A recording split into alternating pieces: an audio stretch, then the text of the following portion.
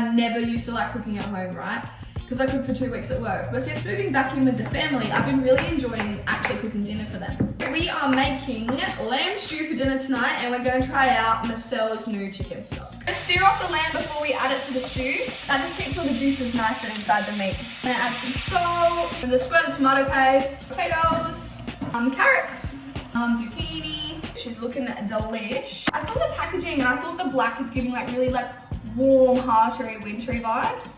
It's smelling good. We are gonna let it simmer and just do its thing. One thing I do really like about Massel's stocks is that they are 100% natural, and I've been super mindful of what I've been eating lately, so it's just nice enough to question what you're putting in your dinner.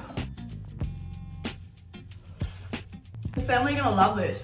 I'm gonna make some mashed potato to go with it, and I think that this Aussie family made stock will be a staple for our family.